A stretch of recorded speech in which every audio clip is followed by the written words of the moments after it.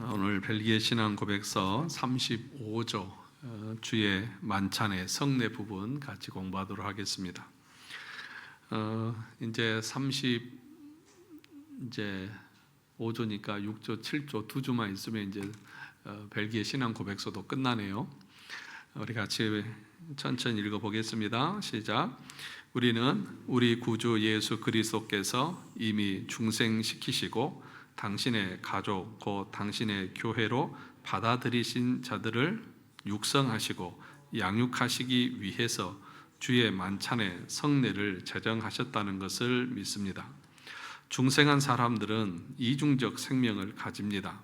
하나는 육체적이고 일시적인 생명인데 이 생명은 그들의 첫 번째 탄생으로 받고 모든 사람들에게 공통적인 것입니다.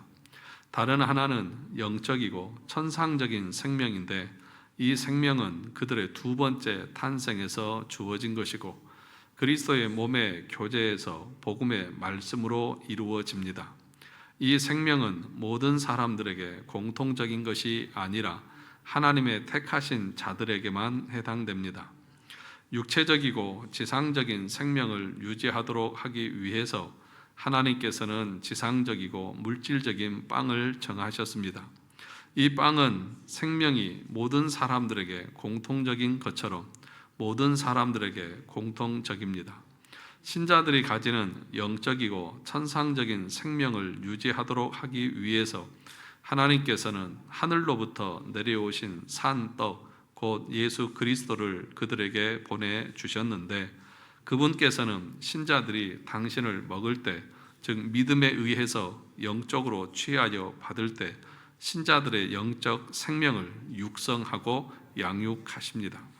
그리스도께서는 영적이고 천상적인 빵을 우리에게 묘사하기 위해 당신의 몸의 성례로서의 지상적이고 눈에 보이는 빵과 당신의 피의 성례로서 포도주를 제정하셨습니다. 그리스도께서는 우리가 우리의 손으로 그 성례를 받아 들고 우리의 입으로 그것을 먹고 마실 때 우리의 육체적 생명이 그것에 의해서 유지되는 것이 확실한 것만큼 우리가 우리 영혼의 손과 입으로 우리의 영적 생명을 위해 우리 영혼의 유일하신 구주 그리스도의 참된 몸과 참된 피를 믿음으로 받아들이는 것도 확실하다고 증거하십니다. 예수 그리스도께서 우리에게 헛되이 당신의 성례를 명하지 않으셨다는 것은 의심할 여지가 없습니다. 그러므로 그리스도께서는 이 거룩한 표로 우리에게 나타내신 모든 것을 우리 안에서 이루십니다. 우리는 마치 우리가 하나님의 영에 감추어진 활동을 이해할 수 없는 것처럼 이 일이 행해지는 방식을 이해하지 못합니다. 우리가 먹고 마시는 것이 진짜 그리스도의 몸과 진짜 그리스도의 피라고 말할 때 우리는 잘못된 것이 아닙니다. 그러나 우리가 먹는 방식은 입으로가 아니라 믿음에 의해서 영적으로 먹는 것입니다. 그런 방식으로 예수 그리스도께서는 항상 하늘에서 당신의 아버지 하나님 아버지의 오른편에 앉아 계십니다. 그러나 그리스도께서는 믿음으로 우리와 끊임없이 교제하기를 멈추지 않으십니다. 이 잔치는 그리스도께서 우리를 당신의 모든 혜택들과 함께 당신 자신을 받는 참여자가 되게 하시고 당신 자신과 당신의 고난과 죽음의 공로를 즐기도록 우리에게 은혜를 베푸시는 영적 식탁입니다. 그리스도께서는 당신의 육체를 먹게 하심으로 우리가 가난하고 고독한 영혼을 육성하시고 강화시키고 당신의 피를 마시게 하심으로 회복시키시고 새롭게 하십니다.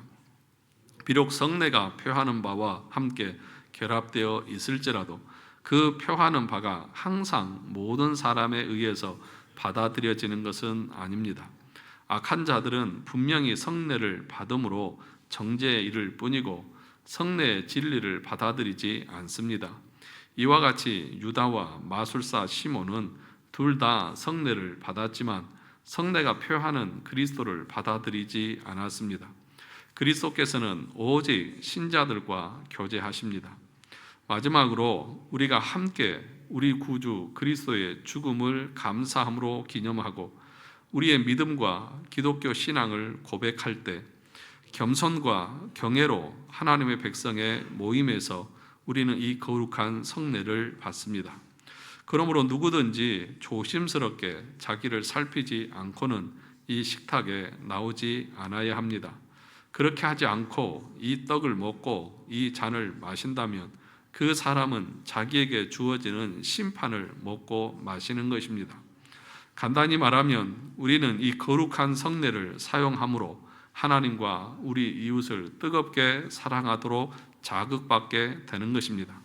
그러므로 우리는 성례에 사람들이 첨가한 것이나 또는 혼합시킨 모든 가정한 고함물을 성례의 모독으로서 배격합니다. 우리는 그리스도와 그의 사도들이 가르치신 규례로 만족해야 하고 그들이 말한 그대로 말해야 한다고 선언합니다. 길죠? 길어서 이것을 오늘 여러분들과 함께 나눌 때에 페이지가 10페이지가 넘어가서 여러분들의 마음에 부담이 있을 것 같아요. 그러나 항상 저는 말씀을 드리지만 시간은 거의 이렇게 정확하게 지켜드리니까 걱정하지 마시기 바랍니다. 그런데 이렇게 내용이 많다고 하는 것은 그만큼 성례가 중요하다는 것을 또 반증하기도 합니다. 그러니까 성례를 교회에서 행하는 것이 그렇게 간단한 문제가 아니라는 것이고, 어떻게 보면 교회가 행하는 이 성례라고 하는 것은 교회에서 행하는 것 중에 본질적인 것이라고도 말할 수 있을 것입니다. 그래서 세례가 중요하고 세례와 더불어 성찬이 너무나 중요합니다. 은혜의 방편임과 동시에 그것을 제대로 행하지 않을 때에 하나님의 징계가 임하는, 중요하니까 그것에 따른 징계도 중요하게 임한다는 사실들을 우리가 좀 알았으면 좋겠습니다.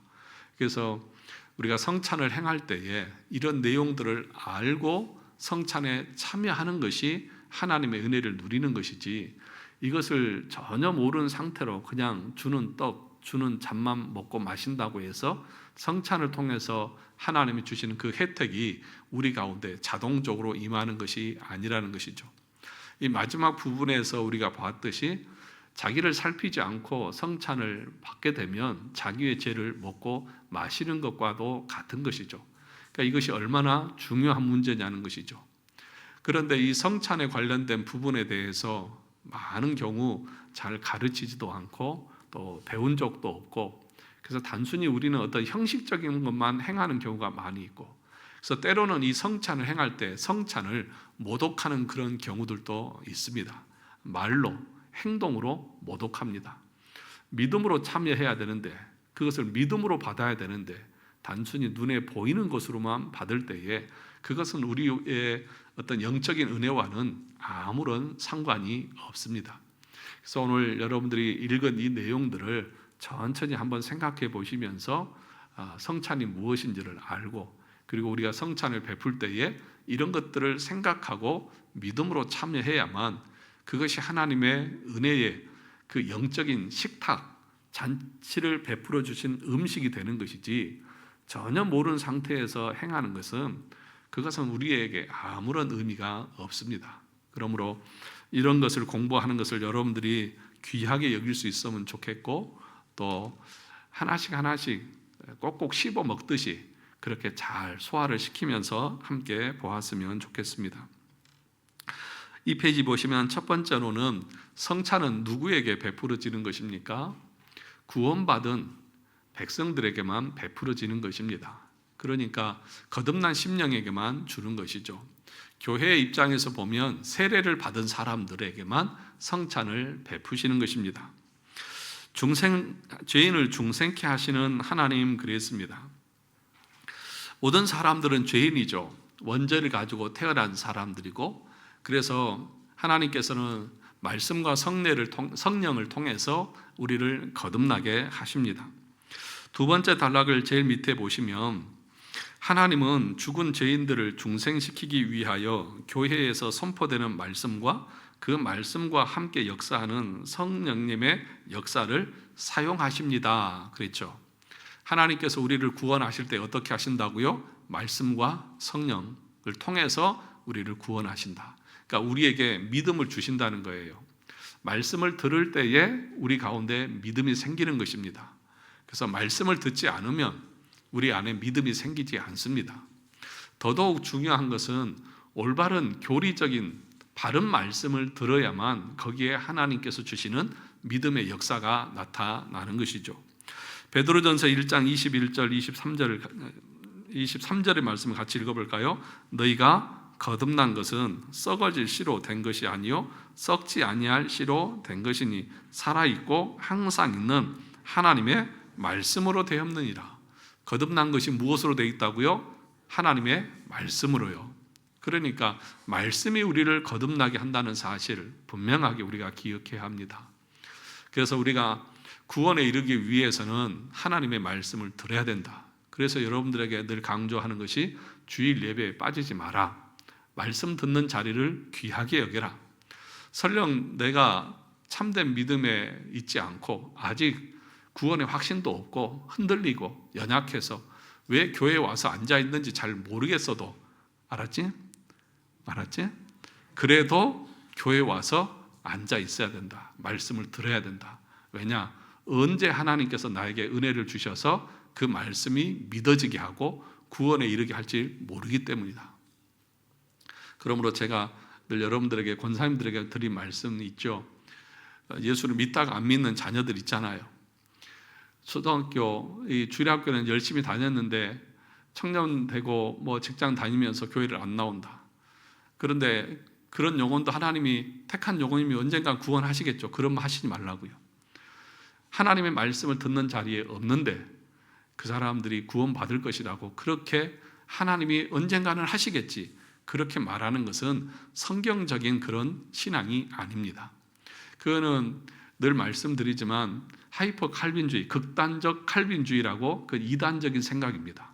근데 우리 그렇게 생각하시는 분들이 많아요.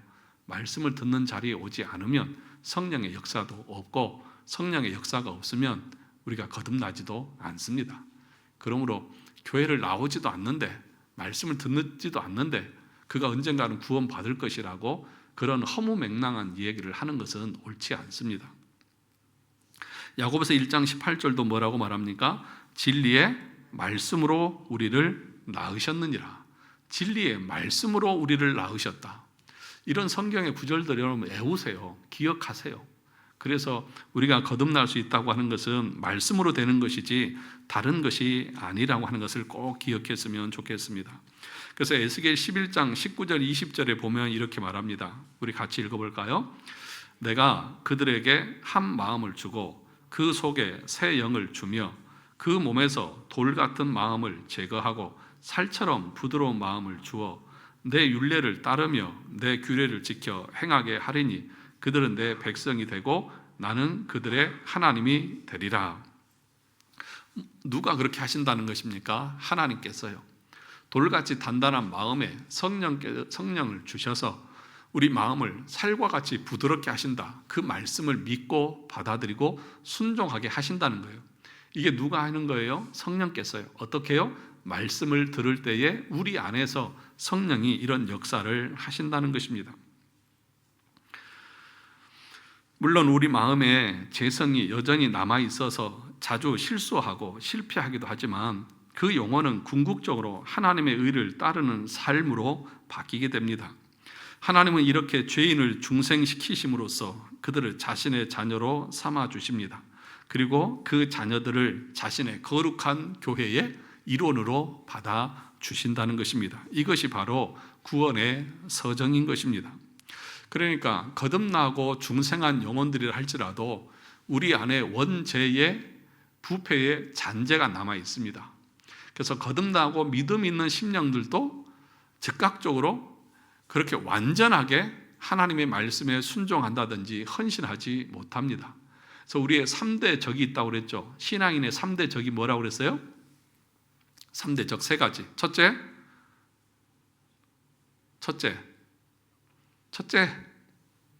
방금 얘기했잖아요. 첫째, 우리 안에 부패의 잔재, 육신의 잔재가 남아있고, 둘째, 사탄의 방해, 셋째,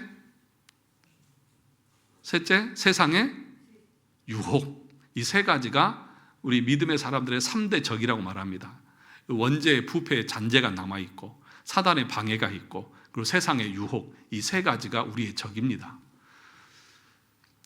그런데 처음 믿을 때에는 이런 것들에 져요. 무너져요. 그래서 실패도 해요.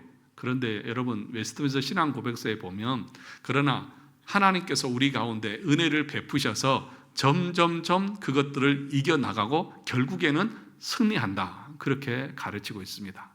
그러니까 참으로 중생하고 거듭난 심령은 처음에는 조금 부족해요. 그런데 시간이 가고 세월이 흐르고 말씀을 듣고 공부하다 보면 성령께서 은혜 주셔서 깨닫게 하시고 이기게 하셔서 결국에는 내가 내 자신보다도 하나님을 사랑하고 또 믿음으로 살아갈 수 있도록 우리 삶을 이끌어 가시는 것입니다. 그것을 여러분들이 경험하시지 않습니까? 자, 그래서 마지막 단락에 보면, 그런데 이것으로 끝이 아닙니다. 당신의 백성이 되고 당신의 교회에 속한 자들이 계속해서 자랄 수 있도록 먹여주십니다. 이렇게 먹여주시기 위해서 허락한 것이 뭐라고요? 주님의 만찬이라는 것입니다. 그러니까 거듭났다, 회심했다고 하는 것은 다시 태어났다는 것이잖아요. 새로운 생명이 주어졌다는 것이잖아요. 그러면 갓 태어난 아이에게 뭐가 필요해요? 엄마 젖이 필요하잖아요. 먹을 것이 필요하잖아요. 우리가 먹어야 건강하고 튼튼하게 자랄 수 있잖아요. 저 뒤에 단우는요, 얼마나 잘 먹는지 몰라요. 그러니까 돌 갓 지난 애가 얼마나 똘똘한지 몰라요. 아주 그냥 먹을 것만 입에다 대면 무조건 벌려요. 입이 가득 차도록 아주. 그래서 똥도 잘 싸고 아주 잘 건강하게 잘 크고 있어요.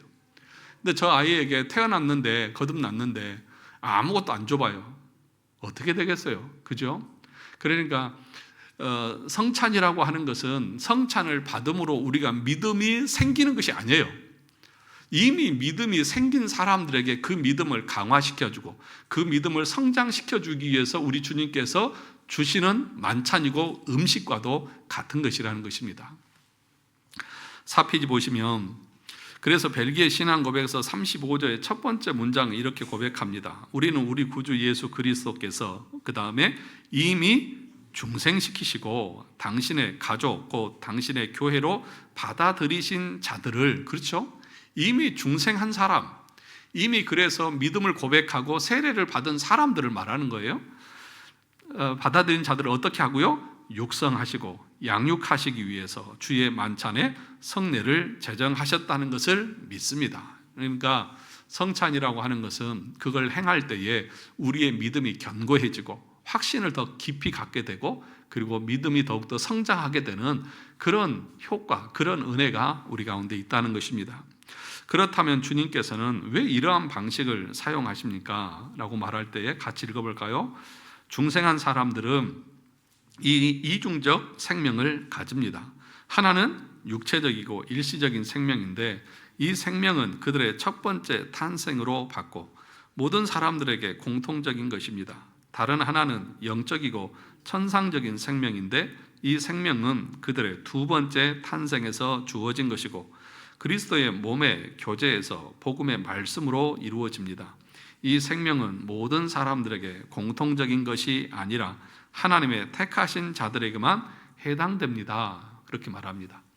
그러니까 우리에게는 두 가지 생명이 있습니다. 육적인 생명이 있고 또 하나는 영적인 생명이 있다. 그래서 이 영적인 생명은 하나님의 말씀을 통해서 우리가 갖게 되는데, 육적인 생명은 모든 사람들에게 공통적이지만 영적인 생명은 모든 사람들에게 공통적이지 않다.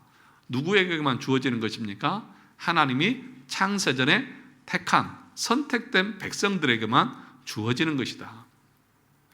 이걸 가르쳐서 우리는 이제 예정론이라고 그렇게 말하잖아요.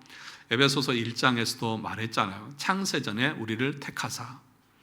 그러니까 예정론을 부정하는 사람들은 성경 이런 구절들을 어떻게 이해하는지 잘 모르겠지만 우리는 예정론을 믿습니다.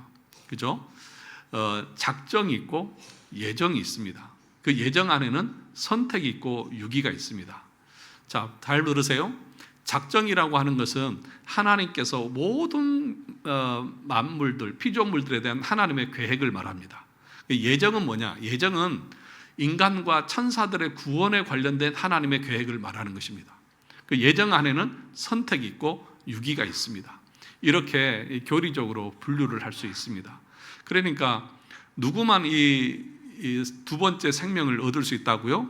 선택된 영혼들만 믿음을 통해서 구원에 이릅니다. 여기서 말하듯이 중생한 자는 이중적 생명을 가집니다. 하나는 육체적 생명, 다른 하나는 영적 생명입니다. 이 중에서 육체적인 생명은 굳이 중생한 사람이 아니라 하더라도 이 세상에 태어난 사람이라면 누구나 갖고 있습니다. 그런데 중생한 사람은 육체적 생명 외에 영적이고 천상적인 생명을 가지고 있으니 이것은 중생을 통해 생겨난 생명입니다. 육체적이고 일시적인 생명을 가진 사람들에게 있어서 음식은 뭐예요? 빵이나 밥이면 됩니다. 즉 물리적인 어떤 것만 있으면 됩니다. 그것만으로도 육체적 몸을 유지하고 육성하기에 충분합니다. 그러나 영적이고 천상적인 생명을 가진 사람들은 다릅니다. 영적인 생명을 가진 자에게는 영적인 음식도 필요합니다. 그래서 예수님께서는 중생한 자들을 위해서 영적인 생명에 필요한 음식으로 뭘 하셨다고요? 주의 만찬에 성례로 제정하신 것입니다. 그러니까 성찬이라고 하는 것은 영적으로 거듭난 사람, 두 번째 생명을 가진 사람, 하나님의 택함으로 새 생명을 얻은 사람들에게 양육하고 성장시키기 위해서 사용하시는 하나님의 방편이라는 것입니다. 그래서 벨기에 신앙고백서 35조 네 번째 근거 구절에서 요한복음 6장 47절 51절에서 이렇게 말합니다. 4페이지 제일 마지막 같이 읽어볼까요? 진실로 진실로 너희에게 이르노니 믿는 자는 영생을 가졌나니 내가 곧 생명의 떡이니라. 너희 조상들은 광야에서 만나를 먹었어도 죽었거니와 이는 하늘에서 내려온 떡이니 사람으로 하여금 먹고 죽지 아니하게 하는 것이니라. 나는 하늘에서 내려온 살아있는 떡이니 사람이 이 떡을 먹으면 영생하리라. 내가 줄 떡은 그 세상의 떡을 위한 내 살이니라 하시니라. 그러니까 오늘 본문의 그 말씀을 보면 너희 조상들은 광야에서 만나를 먹었어도 죽었다. 유대인들은 이 만나 사건을 대단한 기적으로 생각을 합니다. 근데 그것은 육적인 것이죠. 그런데 예수님께서는 그것과 대조해서 하늘에서 내려온 생명의 떡이다. 이것을 먹는 자는 영원히 죽지 않을 것이다. 그렇게 지금 가르치고 있는 것입니다. 육적인 떡뿐만 아니라 영적인 생명이 우리에게 반드시 있어야 되고 그것을 유지하기 위해서는 우리가 성찬을 행해야 된다는 사실, 예수님을 믿고 그 예수님의 살과 피를 받는 것, 그것은 두 번째 생명을 가진 사람들에게는 반드시 필요한 것이라는 사실을 이렇게 말씀하고 계십니다. 그리고 나서 5페이지에 보시면 두 번째 단락에 이어서 요한복음 6장 53절에서 55절에서 이렇게 말씀하십니다. 예수께서 이르시되 내가 진실로 진실로 너희에게 이르노니 인자의 살을 먹지 아니하고 인자의 피를 마시지 아니하면 너희 속에 생명이 없느니라. 내 살을 먹고 내 피를 마시는 자는 영생을 가졌고 마지막 날에 내가 그를 다시 살리리니 내 살은 참된 양식이요 내 피는 참된 음료로다. 이 말씀을 통해서 중생한 사람은 참된 양식이시며 참된 음료이신 예수님을 통해서만 살 수 있다는 사실들을 가르치고 있는 것입니다. 이것을 세 번째 단락에서는 이렇게 말합니다. 같이 읽어볼까요? 육체적이고 지상적인 생명을 유지하도록 하기 위해서 하나님께서는 지상적이고 물질적인 빵을 정하셨습니다. 이 빵은 생명이 모든 사람들에게 공통적인 것처럼 모든 사람들에게 공통적입니다. 신자들이 가지는 영적이고 천상적인 생명을 유지하도록 하기 위해서 하나님께서는 내리신 산떡 곧 예수 그리스도를 그들에게 보내주셨는데 그분께서는 신자들이 당신을 먹을 때, 즉 믿음에 의해서 영적으로 취하여 받을 때 신자들의 영적 생명을 육성하고 양육하십니다. 그러니까 왜 빵을 선택하시고 왜 포도주를 선택하셨느냐? 빵이 또 포도주가 그것을 먹을 때에 육신의 생명을 유지하고 성장시키잖아요.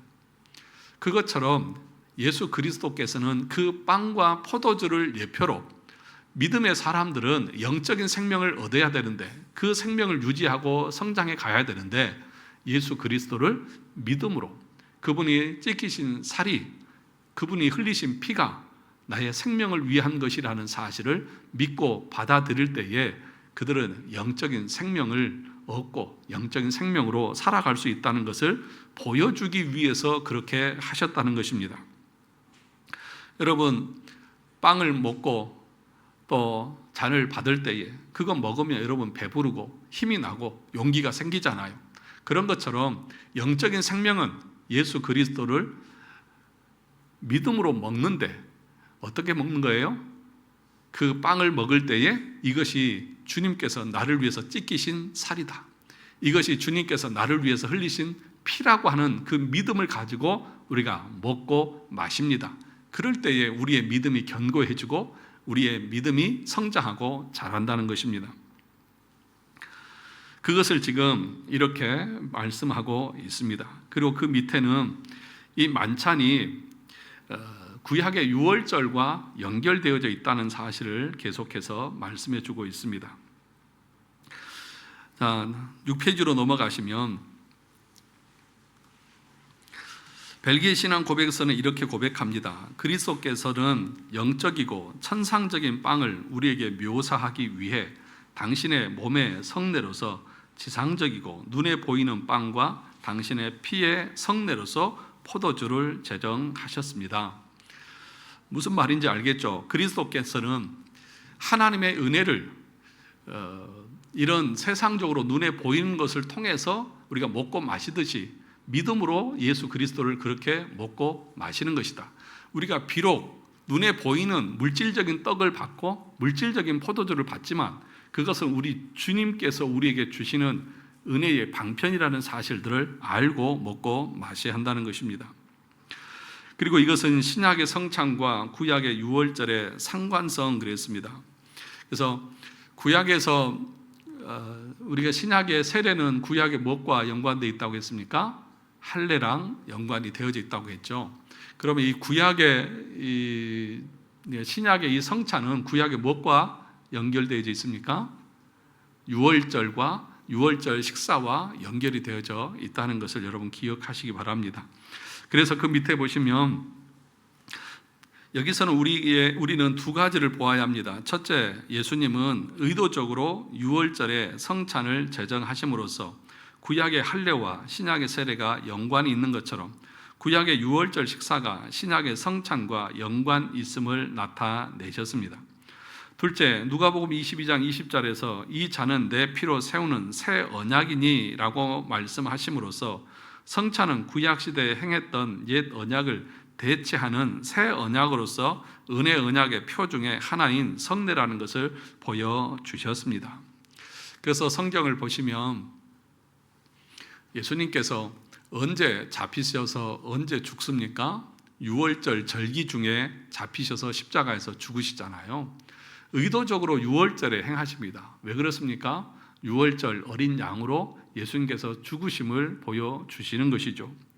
그래서 이 성찬이라고 하는 것은 구약의 이스라엘 백성들이 유월절을 지켰던 것에 연결선상에 있다는 것을 우리가 기억해야 합니다. 그러면 유월절은 어떤 날입니까?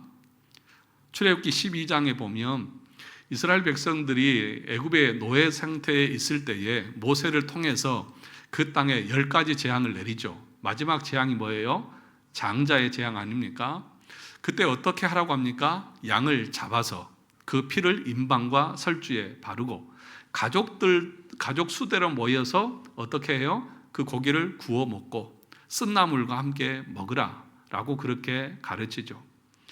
그러니까 피를 바른 그 집은 죽음의 사자가 어떻게 돼요? 넘어가죠. 너물월, 그래서 유월절 넘어갔다, 패스오버, 그렇게 얘기를 합니다. 그러니까 죽음의 사자가 넘어간 거예요. 그들이 한 것은 아무것도 없습니다. 단지 죽음의 사자가 뭘 본 거예요? 피요, 피. 어린 양의 피만 본 것입니다.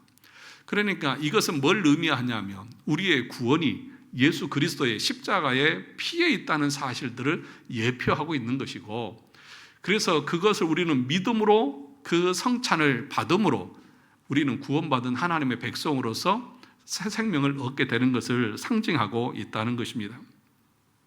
그래서 그 밑에 보시면, 다시 한번 보시면 출애굽기 12장 2절에 보면 유월절 음식은 가족과 함께 나눕니다.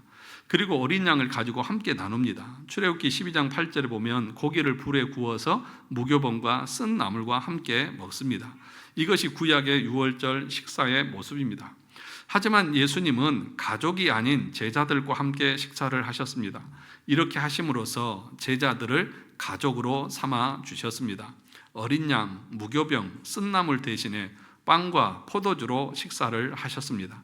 이렇게 하심으로써 유월절 어린 양의 의미가 곧 자기 자신임을 나타내셨으며 구약에 죽임당한 수많은 어린 양이 곧 누구라고요? 자기 자신임을 나타내셨습니다. 34조의 가르침에서 배웠듯이 신약의 세례는 구약의 할례에서 그 본질을 찾을 수 있습니다. 예수님께서는 세례를 제정하심에 있어서 구약의 할례에서 그 본질을 취하셨습니다. 그런데 예수님은 성찬을 제정하심에 있어서도 구약의 유월절 식사에서 그 본질을 취하셨다는 것입니다. 그렇다면 신약의 성찬의 본질은 무엇인지를 유월절 사건을 통해서 생각해 봅시다. 애굽이라는 그 죄의 땅에 노예로 살던 이스라엘 백성들을 구원하실 때에 하나님께서 10가지 재앙을 내리셨습니다. 그 중에 마지막 10번째 장자의 죽음이라는 재앙을 내리실 때였습니다. 하나님께서 애굽을 심판하시고 이스라엘은 구원하시기를 원하셨습니다. 그래서 이스라엘에게 이렇게 명령하셨습니다. 그 명령의 내용은 재앙이 있기 전날 밤에 이스라엘 백성들은 어린 양을 잡아서 그 피를 이스라엘 백성들의 집에 임방과 문 좌우 설주에 바르게 하였습니다. 이렇게 하면 천사가 임방과 문 설주에 발려 있는 피를 보고 그 집에는 재앙을 내리지 않게 하는 것이었습니다. 반대로 피가 발려져 있지 않는 집에는 장자가 모두 죽는 재앙이 임하게 하셨습니다. 하나님께서는 이렇게 피를 통해서 재앙에서 면제될 수 있도록 허락하셨는데 이렇게 피를 보고 넘어갔다고 해서 너물유, 너물월자를 써서 유월절이라 하고 영어로는 패스오버라고 말합니다. 다른 조건 없이 그냥 문 설주에 발려져 있는 피만으로도 하나님의 심판에서 면할 수 있었습니다. 그런데 이 유월절은 그리스도께서 십자가에서 흘리신 피를 통하여 우리의 죄로 인한 영원한 형벌에서 면제케 하실 것을 미리 보여준 일이었습니다. 우리가 한 일이 전혀 없지만 예수님의 십자가의 보혈의 공로만으로 우리가 하나님의 진노의 심판에서 면제될 수 있는 것입니다. 다시 말해 구약의 유월절은 피로 말미암아 얻게 될 구원의 복음과 그 일을 이루실 십자가 사건의 예표적 사건이었습니다. 그러니까 우리가 성찬에 참여한다고 하는 것은 예수님의 피로 말미암아서 우리의 죄가 용서함 받았고 우리가 하나님의 진노와 심판에서 건짐 받았다고 하는 그 믿음을 우리가 가진 자들만 그 성찬을 받고 그 성찬에 참여할 수 있는 것입니다. 예수님은 이러한 의미를 나타내시기 위해서 의도적으로 유월절 식사를 통해서 성찬을 제정하셨고 그 식사를 구약 이스라엘의 마지막 유월절로 삼으셨고 신약교회 최초의 성찬으로 제정하셨습니다. 유월절 식사가 구원의 하나님을 기념하기 위한 식사였던 것처럼 신약의 성찬은 죄인된 우리를 위하여 그리스도께서 십자가에 달려 죽으심으로 그 피를 통하여 우리의 죄를 해결해 주셨음을 기억하고 기념하도록 하기 위해 제정하신 것입니다. 둘째, 성찬은 구약 시대에 행했던 옛 언약을 대체하는 새 언약인데 그 옛 언약은 출애굽기 24장에 나오는 시내산 언약의 식사였습니다. 출애굽기 24장 1, 2절에 보면 모세가 아론과 나답과 아비후 그리고 이스라엘 장로 70명과 함께 시내산에 올라갑니다. 이때 하나님은 모세에게 언약을 체결하고 십계명을 주십니다. 십계명을 언약의 두 돌판이라고 합니다. 그리고 8절에서 모세가 그 언약의 증거로서 피를 가지고 백성들에게 뿌리면서 말을 합니다. 이는 여호와께서 이 모든 말씀에 대하여 너희와 세우신 언약의 피니라. 이어서 11절에서 하나님과 언약을 체결한 것을 기념하여 식사를 합니다. 그런데 이에 대해서 성경의 저자인 성령님께서는 그들은 하나님을 뵙고 먹고 마셨더라. 그러니까 구약의 이스라엘 백성들이 시내산에서 하나님과 언약을 맺고 나서 하나님과 함께 식탁의 교제를 나눕니다. 피를 뿌리고 나서 식탁의 교제를 나누는데 성경은 뭐라고 기록하고 있다고요? 그들은 하나님을 뵙고 먹고 마셨다. 하나님 앞에서 음식을 먹는 일이 아주 독특하게 표현이 되어져 있는 것입니다.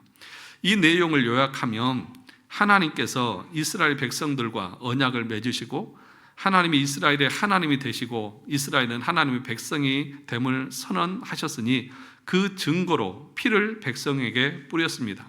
그리고 그들은 음식을 먹었으니 그것은 곧 하나님을 먹고 마신 것이었다는 것입니다. 그런데 예수님은 의도적으로 포도주를 드시면서 말씀하시기를 이 잔은 내 피로 세우는 무엇이다? 새 언약이다. 새 언약이다. 옛 언약은 뭘 말하는 거예요? 시내산에서 하나님께서 이스라엘 백성들과 피를 뿌리고 식탁을 교제를 나눴던 것을 말하는 거죠. 그러니까 그것은 뭘 말하는 거예요? 예수 그리스도께서 우리의 죄를 위해서 죽으실 것에 대한 또 성찬에 대한 그 예표적인 것을 우리에게 보여주고 있다는 것입니다. 8페이지 보시면 즉 시내산 언약은 옛 언약이요 예수 그리스도를 통한 언약은 새 언약인데 이 언약의 표인 성찬은 하나님과 새 언약을 맺은 백성들이 행하는 새 언약의 식사로서 은혜 언약의 표와 인이라는 사실을 보여주셨습니다. 그리스도의 죽으심으로 말미암아 죄인된 자들을 구원하여 주셨고 그리하여 하나님의 백성이 되었으니 그것을 확증하는 표로서 제정하신 것이 뭐라고요? 성찬이다. 곧 새 언약의 식사라는 것입니다. 그래서 성찬에 참여할 때 우리는 어떤 생각을 합니까? 내가 하나님의 자녀고 백성이라고 하는 사실을 우리는 확인받는 것입니다. 성찬에 참여할 때 우리는 그런 확신이 있고 그런 믿음이 있고 그것에 대해서 기뻐합니다. 그러니까 여러분 이 성찬이라고 하는 것은 떡과 잔을 먹고 마신다고 하는 것은 여러분 우리는 이제 예수님께서 나를 위해서 십자가에서 피 흘려 죽으셨다고 하는 그 고난 때문에 늘 우울하잖아요. 꼭 그 성찬식 할 때마다 우리는 꼭 장례식장 갔잖아요. 그죠? 아닙니다. 성찬은 하나님께서 우리에 베푸신 잔치예요. 잔치. 우울한 잔치 보셨어요? 잔치는 즐겁습니다. 기쁩니다. 성찬을 참여할 때 그래서 기뻐야 되는 거예요. 어떤 기쁨이 있는 거예요? 내가 하나님의 진노와 심판에서 건진받은 하나님의 자녀가 되어져서 하나님의 식탁에 왕의 식탁에 내가 지금 함께 참여하고 있다고 하는 그런 감격이 있고 그런 기쁨이 있고 그런 감사가 있는 것이 성찬이라는 것입니다. 그 성찬에 참여하기 전에 그래서 우리는 한 주간 한 주간 미리 말하잖아요. 그때 내 자신을 돌아보면서 내가 죄 있는 것을 회개하고 하나님의 말씀과 뜻대로 살지 못하는 것을 돌아보면서 회개하고 그때 눈물은 다 흘리고 그리고 나서 성찬식에 와서는 나 같은 것을 구원하여 주시고 나 같은 것을 살려주신 그 은혜에 감사합니다. 내가 받아야 할 그 진노, 내가 받아야 될 그 심판, 그거 주님이 다 받아서 피를 흘리시고 그 몸을 찢기신 것 주님 감사합니다. 그러므로 기쁨으로 그것을 참여하는 것이 성찬이라는 사실을 여러분 기억하셔야 합니다. 그래서 이처럼 성찬을 행한다는 것은 예수님께서 자신의 피로 세우신 언약에 참여한다는 것을 의미하며 구약에서 역사하신 하나님과 신약에서 역사하신 하나님을 함께 경험하게 하는 것으로서 과거에 하나님께서 우리에게 베풀어 주신 은혜에 대한 기억일 뿐만 아니라 또한 동시에 장차 우리에게 있을 영원한 천국서 누리게 될 잔치를 미리 뭐 하는 거예요? 맛보는 거예요. 하나님 나라에서 우리 주님과 함께 누릴 그 영원한 기쁨을 그 성찬을 통해서 맛보고 누리는 거예요. 그러니 여러분 다음에 성찬에 참여할 때는 눈물만 흘리지 마시고 여러분 마음에 내가 하나님의 자녀로 택함 받은 하나님의 자녀고 하나님 나라의 상속자로서 이 만찬에 참여하고 있다고 하는 그 기쁨이 여러분 가운데 넘쳐날 수 있기를 주님의 이름으로 축원합니다. 그래서 35절에서 말하기를 이렇게 말합니다. 이 잔치는 성찬을 가리켜서 뭐라고 말하는 거예요? 잔치요. 잔치는 그리스도께서 우리를 당신의 모든 혜택들과 함께 당신 자신을 받는 참여자가 되게 하시고 당신 자신과 당신의 고난과 죽음의 공로를 뭐하도록? 즐기도록 우리에게 은혜를 베푸시는 영적 식탁입니다. 은혜를 베푸도록, 즐기도록 은혜를 베푸시는 영적 식탁이라고요. 그러니까 잔치라고요. 그러니까 즐거움으로 참여해야 되고 기쁨으로 참여해야 되는 것이죠. 그런데 이것이 억지로 안 되잖아요. 어떻게 하면 이게 가능해요? 정말 믿음으로 받을 때에 내가 거듭난 하나님의 백성이고 자녀라는 것을 아는 사람들은 이 잔치가 너무 좋은 거예요. 이것이 너무 기쁘고 감사한 것이죠. 교회 안에서 그래서 이 성찬은 계속 되어져야 합니다. 그런데 어떻게 되어져야 합니까? 고린도전서 11장 23절 26절 같이 읽어보겠습니다. 시작. 내가 너희에게 전한 것은 주께 받은 것이니 곧 주 예수께서 잡히시던 밤 떡을 가지사 축사하시고 떼어 이르시되 이것은 너희를 위해 하는 내 몸이니 이것을 행하여 나를 기념하라 하시고 식후에 또한 그와 같이 잔을 가지시고 이르시되 이 잔은 내 피로 세운 새 언약이니 이것을 행하여 마실 때마다 나를 기념하라 하셨으니 너희가 이 떡을 먹으며 이 잔을 마실 때마다 주의 죽으심을 그가 오실 때까지 전하는 것이니라 라고 하면서 이 성찬이 교회에서 계속 되어져야 할 것을 우리에게 가르쳐주고 있습니다. 그래서 참된 교회의 표지 중에 하나가 뭐예요? 성례의 올바른 집행이잖아요. 세례와 성찬을 올바르게 행하는 것이 참된 교회의 표지인 것입니다. 그런데 여기서 명심해야 될 것이 있습니다. 믿음으로 받아야 한다는 것이죠. 8페이지 제일 마지막 단락을 보시면 교회는 주의 만찬을 성례로 여기고 계속해서 행해야 하지만 명심해야 할 것이 있습니다. 빵과 포도주 자체에는 힘이 있어요, 없어요? 있는 것이 아니라 믿음으로 먹고 마실 때에 비로소 그 효력을 발휘한다는 것입니다. 그러니까 성례만 행한다고 무조건 혜택이 있고 은혜를 받는 것이 아니라 그것을 행할 때에 믿음으로 거기에 참여하고 믿음으로 받아야 한다는 것입니다. 9페이지 보시면 물리적인 음식은 잘 씹을 수 있는 치아와 음식을 소화할 수 있는 소화기관이 힘이 있으면 섭취할 수 있습니다. 그런데 영적인 음식은 오직 믿음으로 섭취해야 한다. 만약 믿음으로 먹지 않으면 우리의 영혼에 아무런 영향을 주지 않습니다. 그래서 벨기에 신앙 고백서도 이렇게 말합니다. 같이 읽어볼까요?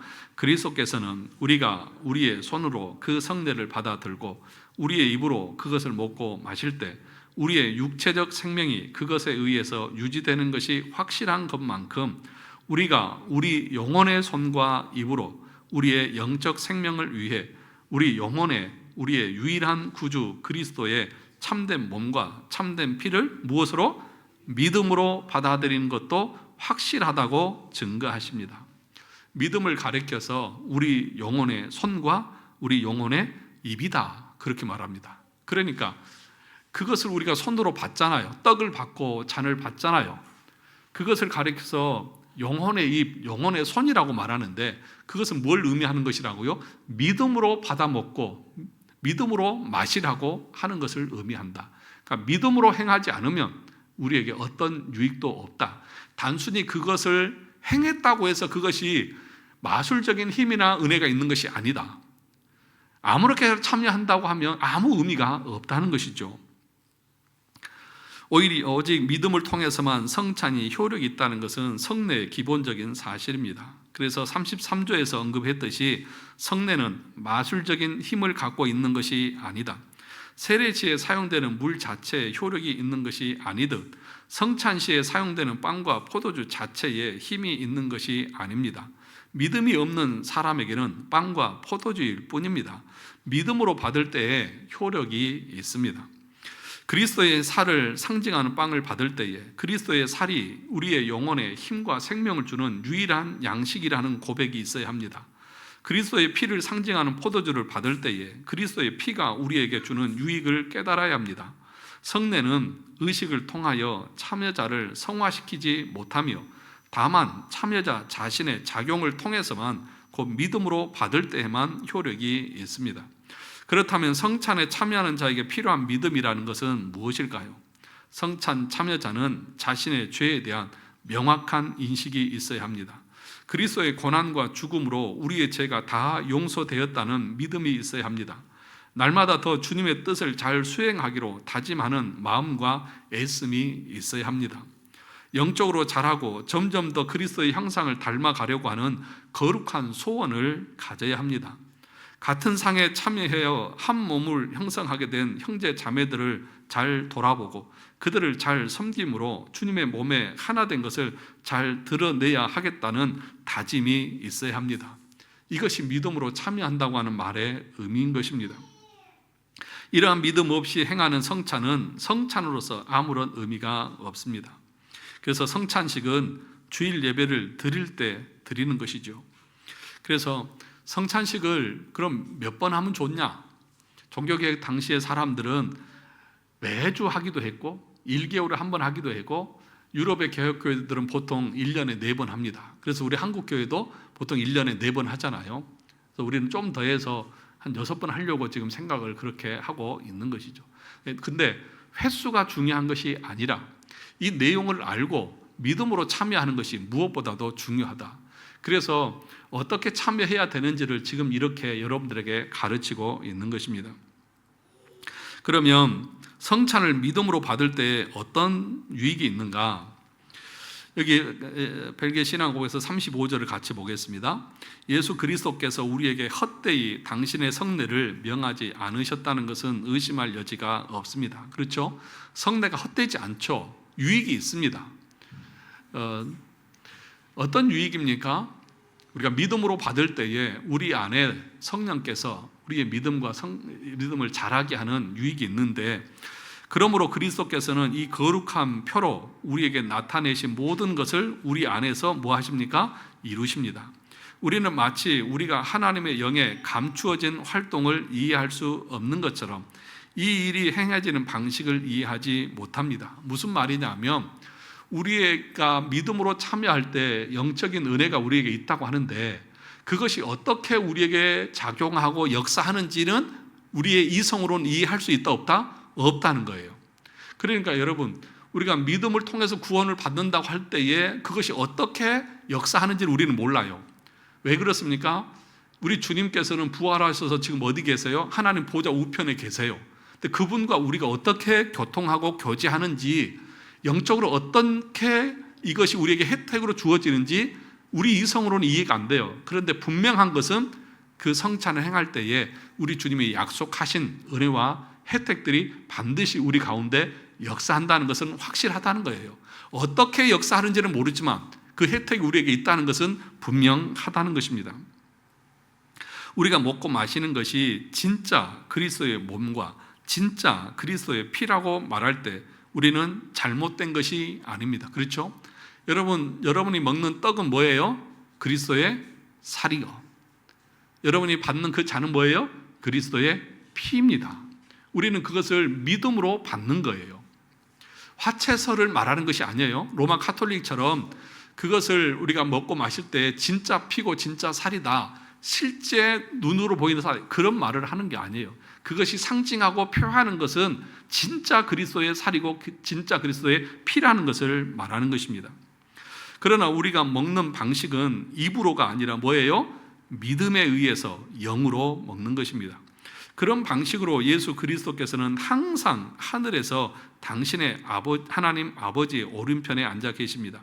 그러나 그리스도께서는 믿음으로 우리와 끊임없이 뭐합니까? 교제하기를 멈추지 않습니다. 그러니까 하나님 보좌 우편에 앉아 계시지만 믿음으로 영적인 교제는 계속해서 이루어진다. 성찬을 행할 때에 그 교제가 우리 가운데 나타난다. 근데 어떻게 나타나는지는 우리가 알 수 있다 없다? 모른다는 거예요. 이 잔치는 그리스도께서 우리를 당신의 모든 혜택들과 함께 당신 자신을 받는 자에게 참여자가 되게 하시고 당신 자신과 당신의 고난과 죽음의 공로를 즐기도록 우리에게 은혜를 베푸시는 영적 식탁입니다. 그리스도께서는 당신의 육체를 먹게 하심으로 우리의 가난하고 고독한 영혼을 뭐하시고 육성하시고 강화시키시고 당신의 피를 마시게 하심으로 회복시키시고 새롭게 하십니다. 그래서 성찬을 뭐라고 다른 말로 하면 보이는 말씀이다, 그렇게 얘기합니다. 설교는 뭐예요? 보이지 않는 말씀이지만 성찬은 보이는 말씀이죠. 그러니까 그래서 설교가 보이지 않는 설교는 뭐예요? 예수 그리스도께서 여러분을 위해서 십자가에서 그 살을 찢기고 피를 흘리심으로 여러분들에게 영원한 생명과 구원을 주셨습니다. 그것을 성찬을 통해서 우리는 보고 확신을 하는 거예요. 왜 그렇다고 말합니까? 여러분들은 보지 않으면 안 믿잖아요. 소리로만 얘기하면 안 믿잖아요. 그러니까 우리 주님께서 더 확신을 갖게 하기 위해서 보이는, 눈에 보이는, 그리고 우리가 입으로 맛보고 느낄 수 있도록 오감을 사용해서 그 성찬을 확신하도록, 구원을 확신하도록 이것을 우리에게 베풀어 주셨다는 것입니다. 그럼 마지막으로 성찬에 참여할 대상이 누굽니까? 설교는 아무나 들을 수 있습니다. 믿지 않는 자도, 세상 사람들도 설교 시간에 당신은 구원받은 사람이 아니니까 설교 들을 수 없습니다, 나가십시오, 이렇게는 하지 않습니다. 그러나 성찬은 구원받은 사람, 세례받은 사람들만 받습니다. 그래서 목사가 성례를 증대할 때 어떻게 말합니까? 세례받지 않은 분들은 이 떡이나 잔을 받지 마십시오 라고 금지하는 것을 우리가 보게 됩니다. 만약에 그것을 바로 하지 않았다고 하면 어떻게 됩니까? 우리 11페이지 보시면 제일 위에 비록 성례가 표하는 바와 함께 결합되어 있을지라도 그 표하는 바가 항상 모든 사람에 의해서 받아들여지는 것은 아닙니다. 악한 자들은 분명히 성례를 받음으로 정죄에 이를 뿐이고 성례의 진리를 받아들이지 않습니다. 이와 같이 유다와 마술사 시몬은 둘 다 성례를 받았지만 성례가 표하는 그리스도를 받아들이지 않았습니다. 그리스도께서는 오직 신자들과만 교제하십니다, 그렇게 말합니다. 여기 가룟 유다와 마술사 시몬은 아시죠? 가룟 유다는 최후의 만찬에 그 자리에 있습니다. 떡도 받고 잔도 받았습니다. 그런데 예수 그리스도를 믿음으로 받아들이지 않고 오히려 예수님을 팔로 밖으로 그 어둠 가운데 나갔죠. 마술사 시몬도 보면 베드로에게 세례를 받았습니다. 세례를 받았으면서도 나중에 이 어떤 기적을 행하는 능력을 나에게도 달라, 그래서 베드로에게 저주를 당하기도 했습니다. 그러니까 세례를 받았다고 해서 그 사람이 다 거듭나는 것도 아니고 성찬을 받는다고 해서 다 은혜를 누리는 것이 아니라 오히려 그렇게 참여하는 것은 자기의 죄를 먹고 마시는 것이다. 그래서 중간에 보시면 아무렇게나 성찬에 참여하게 되면 어떤 일이 일어나느냐, 그러므로 누구든지 조심스럽게 자기를 살피지 않고는 이 식탁에 나오지 않아야 합니다. 그렇게 하지 않고서 이 떡을 먹고 이 잔을 마신다면 그 사람은 자기에게 주어진 무엇을 먹고 심판을 먹고 마시는 것입니다. 그래서 고린도전서 11장 27절 29절 같이 읽어볼까요? 그러므로 누구든지 주의 떡이나 잔을 합당하지 않게 먹고 마시는 자는 주의 몸과 피에 대하여 죄를 짓는 것이니라. 사람이 자기를 살피고 그 후에야 이 떡을 먹고 이 잔을 마실지니 주의 몸을 분별하지 못하고 먹고 마시는 자는 자기의 죄를 먹고 마시는 것이다.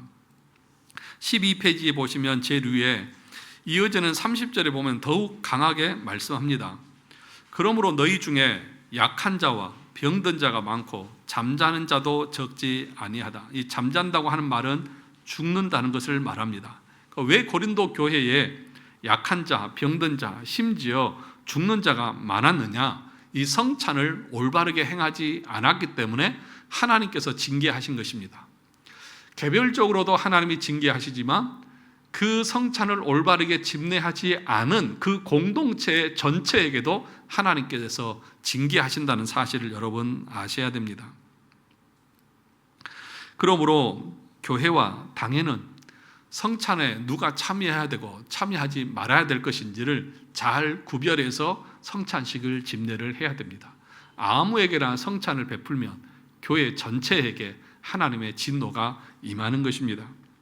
그래서 지난번에도 얘기했듯이 우리 개혁파 교회에서는 성찬을 행하기 전에 장로님들이 각 가정에 신방을 합니다. 그래서 이 사람이 진짜 성찬을 받을 만한 믿음이 있는지 행실이 있는지 그걸 보고 당회를 해서 공포를 하고 이러이런 이 명단을 통해서 이 사람만 이번에 성찬에 참여하십시오 라고 그렇게 행했습니다. 그만큼 엄격하게 행했던 것이 이 성찬이라는 것이죠. 그래서 우리 장로님들은 신방을 하셔야 됩니다. 그래서 이번 주도 교회 안 나오신 분들이 있으면 명단을 보시고 주중에 전화라도 해서 왜 못 나오셨습니까? 무슨 일 있습니까? 그렇게 좀 신방을 꼭 좀 하셨으면 좋겠습니다. 하실 거죠? 예, 안 보이시는 분들은 주중에 우리 장로님들이 신방해주면 또 좋아하시더라고요. 아이고, 장로님이 나한테 전화까지 해주셨다고 그러면서. 그게 장로의 직분의 역할이잖아요. 성도들이 올바른 신앙생활을 하고 있는지, 도리, 오해, 교리적으로 올바른 모습에서 벗어나 있지는 않는지 이런 걸 살펴야죠, 신앙을. 그것이 장로가 해야 될 일이라는 것이죠. 그래서 성찬을 행할 때는 그런 걸 다 살펴서 믿음의 사람, 참되고 올바른 믿음에 있는 사람들만 그 성찬에 참여해야 그 사람들이 은혜가 받고 그 사람들을 그 공동체가 하나님 은혜 가운데 있는 거죠. 성찬을 아무에게나 베풀고 아무런 조건 없이 그냥 다 베풀게 되면 그 성찬을 모독하는 것이고 주님의 십자가와 그 흘리신 피를 모독하는 결과가 되는 것인데 그것에 대해서 어떻게 하나님께서 은혜를 베풀 수가 있겠느냐는 것입니다.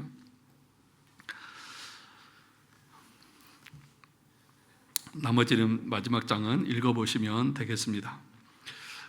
성찬이 이렇게 우리 가운데 중요합니다. 그러므로 저와 여러분들이 성찬식이 있을 때 그 한 주 전부터, 아니 매주마다 우리는 우리 자신을 돌아보고 하나님 앞에서 경건하게 살아가기를 힘쓰고 애써야 할 것입니다. 이런 은혜가 우리 모두에게 또 우리 교회 가운데 있기를 주님의 이름으로 축원합니다.